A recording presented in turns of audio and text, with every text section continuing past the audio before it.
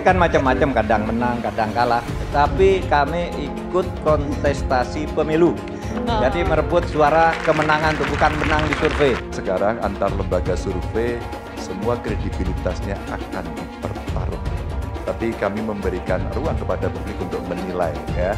Dan kalau saatnya kita harus kritis, ya jangan dia. Sehingga calon pemilih itu dihadapkan pada menu untuk bisa memilih.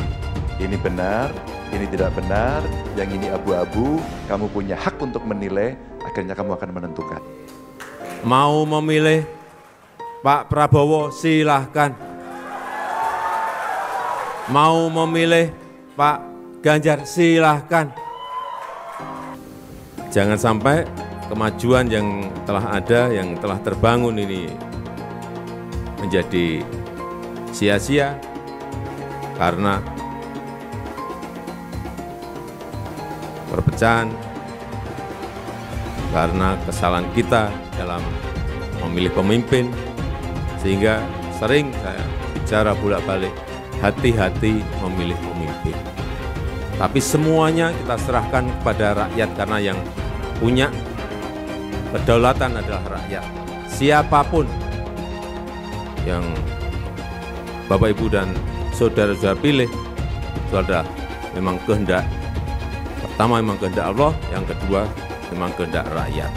Karena semuanya nanti akan ditentukan oleh rakyat di 14 Februari yang akan datang.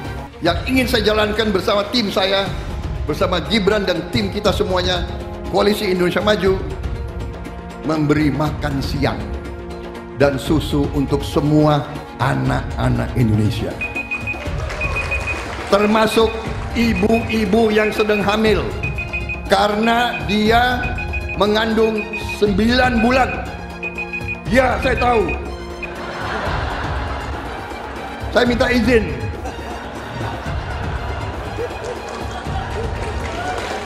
Penting ini. Saya nggak korupsi uang kok, saya korupsi waktu sedikit. Betul. Pak Prabowo nggak ngurangi waktu, menambah waktu Bapak itu. Kalau menambah waktu boleh Pak, yang nggak boleh menambah periode, itu nggak boleh.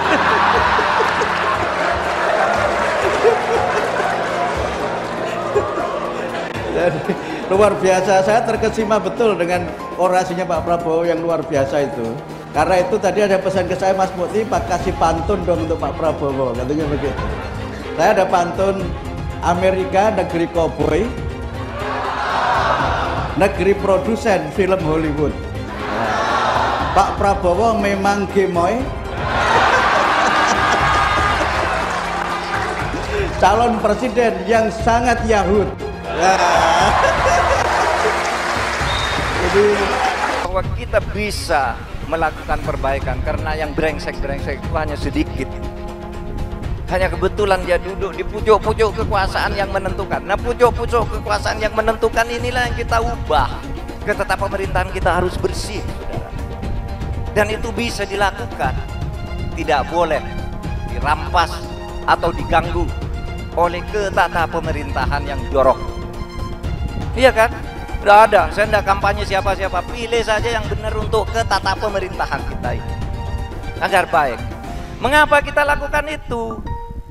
Karena kita cinta kepada bangsa dan negara ini.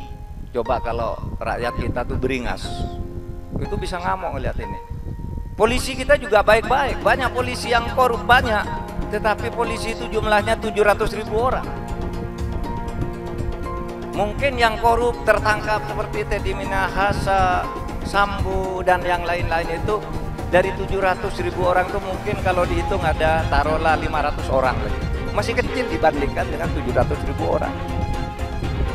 Masih kecil. Iya. Kemungkinan koalisi Ganjar dan Anies Baswedan, apakah itu mungkin akan terjadi? Dukung Ganjar dan Anies tentu punya kecemasan bersama bahwa pemilu kali ini punya potensi kecurangan luar biasa dan potensi penggunaan alat kekuasaan. Saya tetap memprediksi bahwa tetap akan terjadi 2 putaran. Beda nih dengan yang dipropagandakan oleh Prabowo, bahwa pemilu nanti akan berlangsung cuma 1 putaran saja. Sekian puluh persen pendukung Anies kemungkinan di putaran kedua akan pindah ke Ganjar melawan Gibran.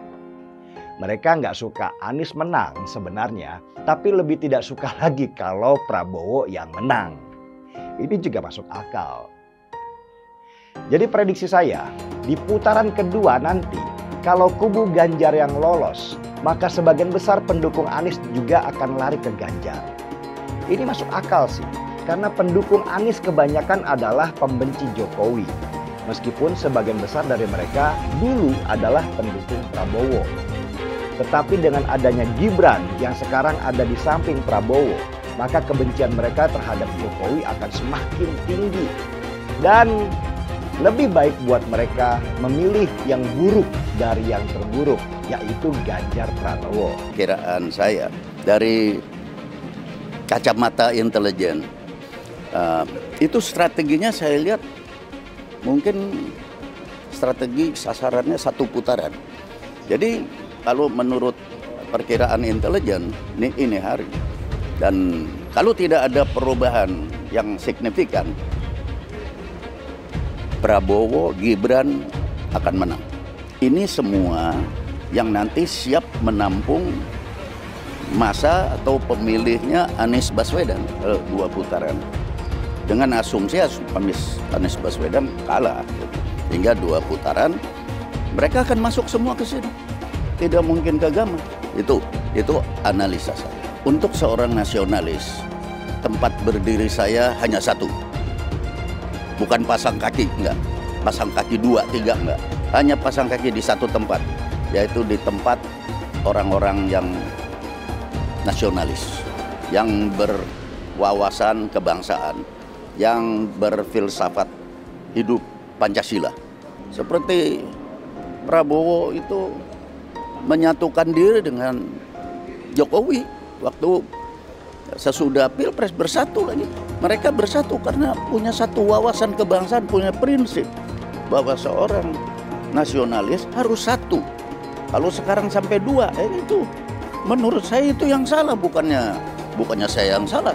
Saya tetap berdiri di prinsip bahwa nasionalisme adalah segalanya untuk Republik Indonesia. Istimewa ulama yang kali ini menurut saya sesuatu yang sangat penting. Walaupun jauh sebelum istimewa diselenggarakan, umat itu sudah boleh dikatakan mengerucut, ya, menjatuhkan pilihan pada pasangan Anies dan Muhaimin. Komando ulama itu antara tentu saja Habib Rizik Syihab. Tentu tidak ada cek yang gratis, ya, cek kosong nggak ada. Ada sejumlah fakta integritas yang harus disepakati oleh pilihan yang akan dipilih. Mengenai kriteria pemimpin dan calon pemimpin yang menuju konstelasi politik di 2024 ini. Maka dengan bulat acara istimewa ulama ini mendukung penuh calon capres dan cawapres Pak Anies Baswedan dan Pak Muhaimin Iskandar. Pasangan Amin ini dibandingkan 2 yang lainnya jauh lebih dekat hubungannya dengan umat Islam. Istimewa ulama merekomendasikan Pak Anies dan Pak Muhaimin sebagai capres 2024 dan akan memberikan dukungan setelah fakta integritas ditandatangani. Hari ini ketimpangan adalah potret Indonesia. Pembangunan adalah membangun manusianya, bukan membangun jalannya, sekedar barang-barang yang bisa difoto. Pembangunanlah tentang manusia, bukan tentang infrastruktur. Itulah pembangunan. Alhamdulillah kami coba lakukan ini di Jakarta, dan kemudian bangunan itu namanya Jakarta International Stadium menjadi salah satu megastruktur terbesar di dunia. Kami melihat pentingnya untuk bisa mengembalikan kewibawaan pengadilan, prinsip-prinsip penegakan hukum, prinsip-prinsip penegakan keadilan harus dikembalikan, dan tidak lagi ada kriminalisasi pada siapapun, termasuk ulama, termasuk oposisi. Saya selalu menggaungkan yang namanya narasi keberlanjutan, narasi penyempurnaan. Jadi nggak ada yang namanya arah baru atau perubahan. Kalau surveinya bagus, kita kerja keras lagi, biar bisa satu putaran. Bahwa sudah saatnya pemuda memimpin bangsa Indonesia. Prabowo Gibran! Saya ulangi sekali lagi semua, Prabowo Gibran! Cara reformasi dilokomotif juga oleh anak muda. Terus kenapa orang mempersoalkan kalau anak muda yang memimpin bangsa ini? Pemuda lah yang akan menentukan siapa capres dan cawapres yang akan menang di pertarungan Pilpres 2024. Nah, yang pasti kalau buat saya dibandingkan misalnya Pak Gibran jadi maju gitu, Mas Gibran gitu ya. Ya saya pilih Ganjar sama Mahfud lah, karena lebih teruji kan. Anda jadi wali kota baru 2 tahun 3 tahun kan belum teruji juga. Ini urus negara loh, mau jadi presiden loh. Kalau Anda belum lengkap, belum pernah di legislatif, belum nasional ya maksudnya DPR, kan DPR belum ngerti nih pemerintahan seperti apa. Anda belum pernah di eksekutif yang tingkat provinsi, Anda nggak ngerti jadi presiden nanti. Ini bukan soal belajar-belajar, coba-coba loh. Ini negara dipertaruhkan untuk 2045. Kita kan mau mencapai 100 tahun ini mau jadi apa? Kalau coba-coba, ini negara sebentar lagi 300 juta penduduk kita. Mana boleh kita kasih orang coba-coba. Saya tidak meremehkan anak muda ya. Anak muda bisa lebih kreatif gitu ya. Tapi bicara tata negara harus mengerti konstitusi.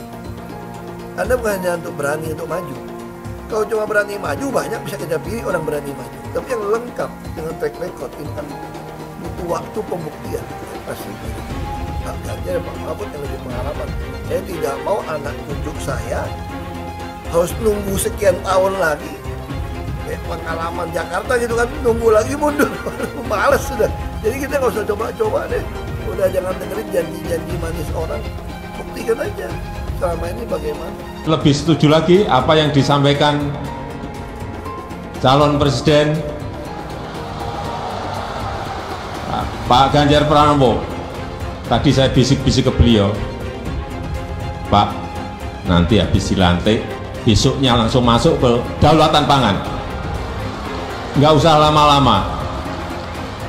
Perencanaannya disiapkan sekarang, begitu dilantik besok langsung masuk ke kerja kedaulatan pangan. Sehingga swasembada pangan, ketahanan pangan, kedaulatan pangan itu betul-betul kita miliki. Dan saya yakin Pak Ganjar mampu menyelesaikan ini.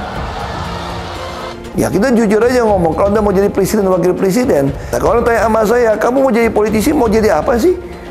Ya kalau nggak beres negara ini, ya saya mau jadi presiden. Kan cuma jadi presiden bisa cepat membereskan itu. Coba lihat, kayak di DKI, kok nggak ada Ahok, nggak ada demo. Kalau Ahok nggak nyalon kan nggak ada masalah kemarin. Coba kalau ada Ahok, jadi Ahok itu adalah orang yang tidak boleh di politik. Karena dia membuat bangsa ini tidak bisa bersatu. Dia terbalik-balik. Yang pengen pecahin orang siapa? Kok saya yang dituduh? Ini bagi saya itu aneh gitu loh. Tapi itu fakta. Nah makanya saya tetap ada di PDI Perjuangan. Karena satu-satu partai yang tetap mencalonkan saya di DKI dengan ancaman macam-macam hanya PDI Perjuangan. Kata Ibu Mega, mau jadi apa bangsa ini? Kalau kamu Pak Ahok yang bisa kerja, yang jujur, tidak boleh mencalonkan diri. Masa orang yang nggak jujur, yang itu mau yang bisa dicalon, katanya mau jadi apa, bisa kerja apa? Makanya saya pribadi ya putuskan ya ikut Ibu Megawati, PDI Perjuangan. Saya lihat dia bisa berani terang-terangan. Kalau di DKI dulu saya sudah mundur, dianggap bikin kacau, bisa bikin demo. Ini sesuatu yang aneh menurut saya gitu loh. Nah, Ibu Mega nggak boleh mundur, harus maju. Mau jadi apa bangsa ini katanya? Kalau kamu ditekan untuk mundur. Nah itu yang saya sampaikan. Bilang dihalang-halangi, Anies masih sering bikin acara di sana-sini. Bebas pula. Duh, nggak capek apa ngibulin rakyat mulu, Pak? Nah, yang gue pertanyakan nih, Anies itu kampanye di mana-mana sering naik pesawat jet. Nah, pesawat jet biaya sewanya dari mana, Pak? Atau itu pesawat jetnya siapa, Pak? Coba jujur deh. Karena setahu gue nih, itu punya bos Anda, Surya Paloh. Anies bicara soal pendidikan. Padahal waktu dia di Jakarta, dia sendiri nggak mampu buat memberikan bangku sekolah yang cukup waktu mimpin di Jakarta. Artinya, dia nggak mampu memberikan bukti kalau omongan dia itu bisa dilaksanakan. Anies bilang setiap jabatan harus diisi sama orang-orang yang kompeten. Lah, faktanya di Jakarta, beberapa jabatan diisi sama orang-orang dekatnya dia. Nggak kompeten pula. Terus TGUPP, itu yang jumlahnya seabrek-abrek, fungsinya buat apa, Pak? Kok Jakarta makin berantakan sih? Sekali lagi, Anies nggak bisa membuktikan omongannya. Anies bilang dia akan membuka lapangan kerja. Yang dulu janjinya 200.000 lapangan kerja, ternyata cuma ngomong kosong, alias cuma janji palsu. Soal pembangunan yang berkelanjutan. Dia bilang di Jakarta dia udah meneruskan yang udah baik. Lu jangan percaya ya, itu ngibul. Faktanya nggak seperti itu loh. Belum lagi nih, program penanggulangan banjir. Jadi di daerah Jakarta itu ada daerah yang sebelumnya udah bebas banjir. Pas Anies mimpin, kok bisa-bisanya daerah itu banjir lagi? Gimana nggak banjir kalau kalinya udah nggak pernah dikeruk sama dibersihin, Pak? Kalau soal Jakarta, gue bisa bicara banyak deh. Jadi gue saksi bobroknya kepemimpinan Anies di Jakarta. Dan gue bisa pastiin, omongan manisnya Anies soal apa yang dia lakukan waktu mimpin Jakarta itu banyak ngibulnya. Milih Anies dan Imin setidaknya sudah menyelamatkan Indonesia dari kehancuran. Gus Dur saja dikudetanya, apalagi rakyat. Yang satu memang jago kata-kata, jago beretorika, nggak kelawan kalau soal kata-kata. Di sisi lain, kita sama-sama melihat yang sudah ditulis pakai tangan dia sendiri, pakai hati dia sendiri, lagi dia ingkari, apalagi hanya mengandalkan kata-kata dan janji. Pun demikian dengan janji Cak Ponimin. Gus Muhaimin memberikan program siapapun yang hamil yang ada di muka bumi Indonesia ini akan diberikan tunjangan selama hamil. Karena itu yang masih jomblo secepatnya nikah, hamil, dibiayai kehamilannya oleh Gus Muhaimin. Akan mendapatkan subsidi, akan mendapatkan tunjangan rata-rata 6 juta selama kehamilan. Gus Muhaimin dan PKB menang. Semua yang punya sepeda motor, BBM-nya kita subsidi gratis tanpa biaya. Siapa yang di sini punya sepeda motor? Tahun 2024 PKB menang, Gus Muhaimin presiden, disubsidi serendah-rendahnya harga subsidi BBM. Kalau PKB sekarang bukan PKB Gus Dur, ini PKB Caimin. Jadi beda, PKB-nya sudah beda. Jadi nggak bisa lagi menurut saya, memang masih tetap jualan nama Gus Dur, itu ada larangannya jelas sekali. Tapi ya namanya orang masih mencuri-curi, kebiasaan kayaknya mencuri-curi. Mencuri partai, sekarang mencuri gambar. Gus Dur pendiri partai, orang yang dikatakan oleh Caimin sebagai guru politiknya, malah dikudeta, apalagi rakyat. Susah kan mau milih pemimpin seperti itu nanti? Pak Prabowo hari ini adalah calon presiden dari Partai Gerindra. Saya sampaikan berkali-kali bahwa saya tidak ingin menjegal, saya tidak mau menjadi orang yang dibawa untuk berhadapan dengan Pak Prabowo dan menghentikan Pak Prabowo. Saya tidak mau. Dan saya katakan itu kepada siapapun yang datang kepada saya untuk berbicara tentang calon presiden. Yang nanti anak saya dan anak-anak saya akan ingat itu. Nah, saya tidak mau mengkhianati, menikam pada orang yang dulu sudah bekerja, membantu, dan berjuang bersama. Bapak Politik Identitas Indonesia Anies Baswedan, Bapak Intoleransi Indonesia Anies Baswedan, jangan lupakan, jangan terlena, jangan sampai dia pecahkan kita dengan dagangan ayat dan mayatnya. Air itu turun dari langit, turunnya ke atap rumah langsung sumur bor, bukan ke sungai dan ke laut. Saya mensyukuri kenapa kalah, kenapa ditahan. Saya bersyukur atas itu semua. Saya coba bayangkan ya, kalau seandainya waktu itu kita menang,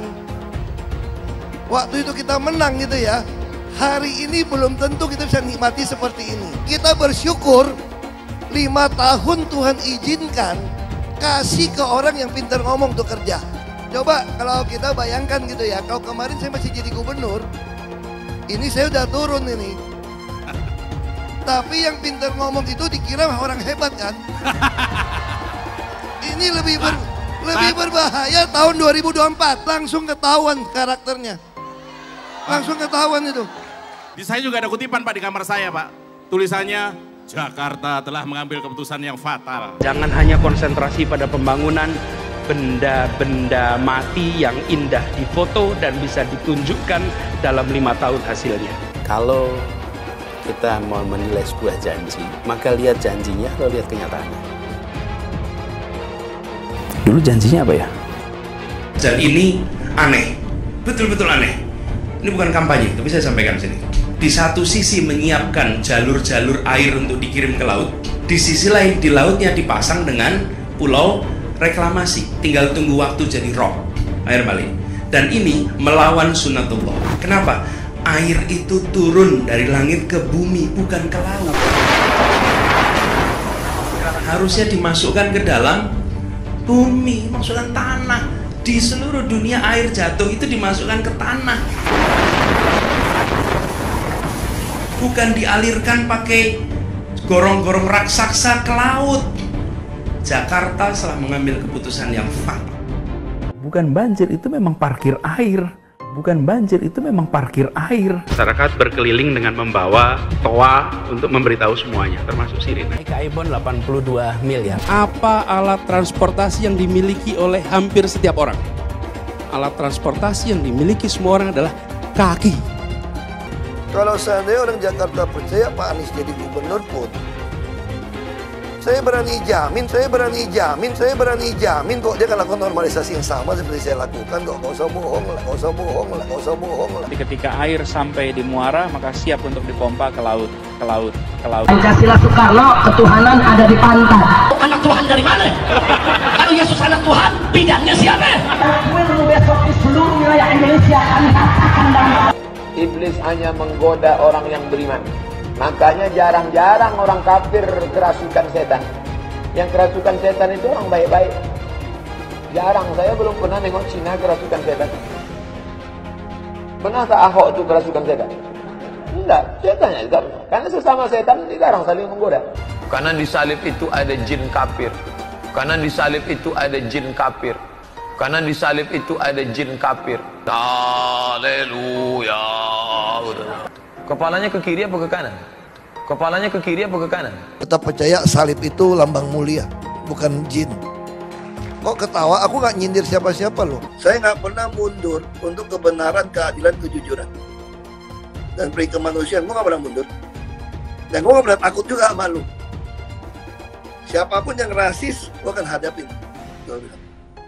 Karena rasis itu tidak berperi kemanusiaan. Sama saya ditanya dulu kan, kamu nyesel nggak statement kamu di Pulau Seribu sehingga masih masuk penjara? Tidak pernah nyesel, karena saya mengatakan kebenaran. Anies merupakan antitesis daripada Pak Jokowi. Antitesis artinya bertolak belakang dengan Jokowi. Anies sudah menyatakan tidak akan melanjutkan semua program dari Pak Jokowi. Jadi semua pembangunan yang dilakukan oleh Pak Jokowi akan dihentikan oleh Anies jika Anies menjadi presiden. Lagi pula Anies didukung oleh khilafah, dan pendukung Anies adalah ormas seperti FPI dan HTI. Apa kita mau FPI dan HTI kembali di Indonesia jika Anies memimpin? Anies juga dikenal sebagai bapak politik identitas yang menghalalkan segala cara untuk menggapai kekuasaannya, termasuk menggunakan politik identitas berbasis agama. Lihatlah di kasus Ahok waktu itu. Kita sudah bisa melihat hasil kerja Anies selama 5 tahun di Jakarta. Tidak ada satupun janji yang dipenuhi dan tidak ada kinerja yang bisa dibanggakan. Dari DP 0%, OKOC, kelebihan bayar, Formula E, banjir, sumber resapan, jalan rusak, dan gonta-ganti nama jalan. Lihatlah rekam jejak Anies selama 5 tahun. Bayangkan Indonesia ke depan jika dipimpin oleh Anies. Dan bayangkan jika Anies menang. HTI dan FPI, ormas khilafah yang dibubarkan itu akan dikembalikan oleh Anies. Apakah kita mau Pancasila diganti jadi khilafah? Perkataan Ahok sudah terbukti dan Jakarta sudah menjadi korban. Jangan biarkan Indonesia menjadi korban kibulan Anies Baswedan. Umat minoritas, terutama kaum Tionghoa, tidak akan memilih Anies Baswedan. Kalau soal joget, semua anak kecil juga bisa. Asalkan jangan dikasih kerjaan untuk ngurusin food estate. Pasti hasilnya hancur. Makanya untuk milih calon presiden itu selalu ingat omongannya Jokowi. Berdasarkan arahan dari Jokowi lah, Prabowo dan Anies itu nggak pantas jadi pemimpin tertinggi di Indonesia. Terus gimana dengan rekam jejaknya Ganjar Pranowo? Nah, itulah yang mau gue bahas hari ini. Kita mulai. Apa sih yang bikin gue yakin untuk milih Ganjar? Guts atau nyali. Gue mulai suka sama Ganjar itu pas dia berani nolak timnas Israel ke Indonesia. Gue sempat mikir loh, reputasi dia bisa anjlok kalau dia nggak klarifikasi. Karena pasangan capres yang lain nggak ada suaranya sama sekali dalam masalah penolakan timnas Israel. Ini orang lagi blunder atau emang terlalu polos? Kan dia mau maju jadi capres. Seharusnya dia ngejagain rating dia dong. Ngejagain nama baik dia supaya makin dikenal publik. Dituduh menghancurkan mimpi para generasi muda dan lain-lainnya. Nah, terus 2 biji pentol korek itu jadinya gimana? Ternyata mereka ngambil pilihan untuk cicing wae, alias nggak mau ngeluarin statement apapun dan pura-pura bego aja. Pas elektabilitasnya Ganjar terjun bebas, kenapa gue malah jadi ngedukung dia? Ternyata momen itulah yang bikin gue langsung fight buat Ganjar. Ganjar berani dan nekat ngeluarin statement nolak Israel datang ke Indonesia. Asli loh, cuman dia doang yang berani ngeluarin pernyataan itu. Lo bingung kan? Itu juga merupakan alasan gue sampai milih Ahok dan milih Jokowi sampai 2 kali. Karena gue suka banget sama pemimpin yang berani menjaga nilai-nilai kebangsaan. Waktu itu, Ganjar masih jadi gubernur aktif di Jawa Tengah. Kenapa dia berani nolak Israel? Karena menurut aturan nggak diperbolehkan. Itu dasarnya. Dan itu galak.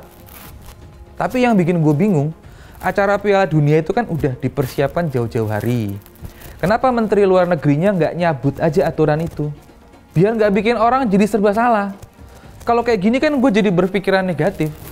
Jangan-jangan emang ada konspirasi jahat untuk ngejatuhin elektabilitasnya Ganjar yang waktu itu terlalu tinggi. Nah, karena gue ngelihat ada nyali di situ. Dia punya nyali untuk ngambil keputusan yang nggak enak buat dia. Tapi nggak sesimpel itu juga sih. Karena gue juga adalah orang yang posisinya ikut ngedumel karena penolakan itu. Tapi karena seperti biasa, gue itu emang basicnya kepo. Jadi ya gue carilah info tentang Israel dan Indonesia. Emang beneran ada aturannya. Itu ada di Permenlu nomor 3 tahun 2019. Jadi kalau Ganjar ngizinin timnas Israel bertanding di sini, ngibarin bendera di sini, dan nyanyiin lagu kebangsaan di sini, itu malah dia salah. Itu berarti dia melanggar aturan. Walaupun waktu itu dia beneran terjun bebas dan orang-orang lagi pada ngambek, beneran. Habis itu Ganjar langsung rebound kan? Orang-orang udah pada nyadar, ternyata penolakan itu bukan dari Ganjar. Bukan maunya Ganjar, tapi emang itu ada aturannya. Ganjar menjaga konstitusi tetap berjalan dan nggak ditabrak demi popularitas. Mau pilihan apapun yang diambil Ganjar, sama-sama bikin dia terjun bebas. Cuman ya dia nggak peduli popularitas. Dia nggak peduli elektabilitas. Karena arahnya dia itu cuman gimana cara menjalankan amanah. Itu keren. Ini orang harus jadi presiden di tahun 2024. Itu pikiran gue waktu itu. Nggak kayak si Anies. Bikin gardu listrik aja pakai seremoni, panggil wartawan, terus di-blast gila-gilaan, seolah-olah momen berharga banget itu gardu listriknya. Oke, makin gue mau fight buat dia, malah bikin gue makin kepo. Rekam jejaknya Ganjar kayak gimana sih? Stylenya kayak gimana sih? Dan udah ngapain aja selama 2 periode jadi gubernur Jawa Tengah? Ternyata prestasinya gila-gilaan. Tapi sayangnya jauh dari publikasi dan jarang tersorot kamera. Terus masalah Wadas, yang di framing jahat seolah Ganjar nggak pedulian. Langsung kelar tuh sama Ganjar. Dan yang paling penting tuh, dia beneran care sama anak-anak muda. untuk berkreasi dalam UMKM dan industri kreatif. Yang pertama, anak buahnya korupsi langsung dicopot gak pakai lama. Waktu di demo, dia langsung nyamperin dan berdialog. Beda dengan Anies yang ngumpet di balai kota pas di demo emak-emak masalah PPDB Jakarta yang amburadul. Ditambah, Ganjar nggak takut dengan kaum radikal dan berani ngelawan gerombolan intoleran yang terbukti nggak suka dengan Pancasila. Langsung dipecat. Nggak pakai ntar saya lihat dulu ya, ntar saya cek dulu ya, gitu. Pokoknya kalau menyimpang dari Pancasila, ya pecat. Berarti dia tahu cara mengelola keuangan dengan baik. Dan sebagai penutupnya, pilihlah pemimpin yang punya rekam jejak dan prestasinya. Kata siapa? Kata Jokowi, bukan kata gua. Yang intinya, di saat capres lain cuma bisa nawarin janji surga, Ganjar udah ngasih hasil kerjanya di Jawa Tengah dengan anggaran terbatas. Tapi bisa jadi itu barang. Dulu Anies bisa menang karena menggunakan agama dan etnis. Isu agama, ras, dan antar golongan dinikmati oleh relawan Anies. Saat itu Anies didukung oleh FPI, HTI, dan pengasong khilafah lainnya. Pada akhirnya Ahok harus kalah, namun kekalahan dia adalah kekalahan yang membuka mata rakyat Indonesia bahwa masih ada orang-orang yang menang dengan cara menggunakan politisasi agama atau politik identitas berbasis agama. Ternyata banyak sekali orang yang dengan mudah terhasut lewat jalan-jalan seperti itu. Relawan Anies terutama dari FPI, HTI, PA212 seperti Bahar Smith dan Rizik Syihab selalu menghujat Cina, etnis Cina. Tapi saat ini negara Cina sudah menjadi nomor 1 di dunia. Saya bangga sebagai Cina. Etnis Tionghoa dicap sebagai pemberontak, sedangkan etnis Arab dianggap sebagai Tuhan atau tuan dari pribumi. Etnis Arab dipuja-puja dan dianggap sebagai dewa. Lihat saja Rizik Syihab dan Bahar Smith dipuja-puja, padahal mereka mengujar kebencian. Pengasong khilafah seperti Rizik Syihab, Bahar Smith, dan teman-teman, mereka hanya buat gaduh di Indonesia. Sedangkan negara yang mereka sanjung-sanjung itu, Arab Yaman, masih belum maju dan masih terbelakang. Saya percaya Indonesia dengan mayoritas pribumi juga akan menjadi negara maju.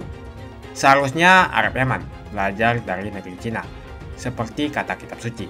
Belajarlah sampai ke negeri Cina. Anies dan juga pendukung Anies seperti Rizik Syihab, Bahar Smith, dan kelompok-kelompok HTI dan FPI harus belajar ke negeri Cina supaya tidak lagi melakukan kelebihan bayar. Yang jelas saya memilih pribumi, bukan yang dari Yaman. Ganjar jelas pribumi, nasionalis, dan pasti akan melanjutkan visi dan misi dari Pak Jokowi.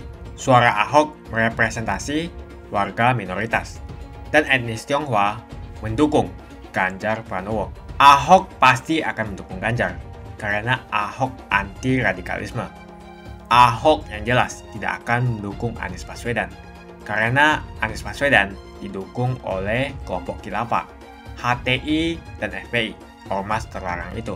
Anies merupakan antitesis daripada Pak Jokowi dan diragukan kenasionalisannya, apalagi pribumiannya.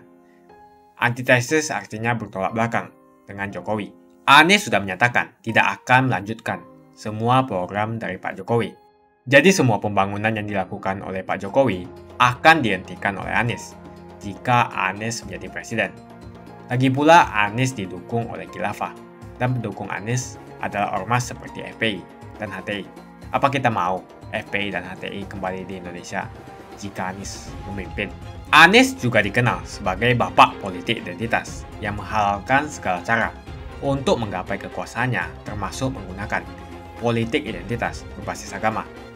Lihatlah di kasus Ahok waktu itu. Kita sudah bisa melihat hasil kerja Anies selama 5 tahun di Jakarta. Tidak ada satupun janji yang dipenuhi dan tidak ada kinerja yang bisa dibanggakan. Dari DP 0%, OKOC, kelebihan bayar, Formula E, banjir, sumber resapan, jalan rusak, dan gonta-ganti nama jalan. Lihatlah rekam jejak Anies selama 5 tahun. Bayangkan Indonesia ke depan jika dipimpin oleh Anies. Dan bayangkan jika Anies menang. HTI dan FPI, ormas khilafah yang dibubarkan itu, akan dikembalikan oleh Anies. Apakah kita mau? Pancasila diganti menjadi khilafah. Bagian Indonesia Timur yang mayoritas non-muslim seperti Bali tidak akan setuju dengan khilafah atau sistem khilafah. Mungkin Indonesia akan bubar jika Anies menjadi presiden. Perkataan Ahok sudah terbukti dan Jakarta sudah menjadi korban. Jangan biarkan Indonesia menjadi korban kibulan Anies Baswedan. Umat minoritas, terutama kaum Tionghoa, tidak akan memilih Anies Baswedan. Saya yakin karma Ahok mengejar Anies Baswedan. Dulu Anies memainkan politik identitas kepada Ahok. Sekarang Anies dipertanyakan kepribumiannya karena dia teriaman. Itu saja opini saya hari ini. Tuliskan opini kalian tentang Anies Baswedan. Jika kalian setuju dengan pendapat saya di video ini, pastikan kalian menekan like di video ini dan bagikan video ini ke teman dan family Anda supaya mereka semua mengetahui tentang informasi ini.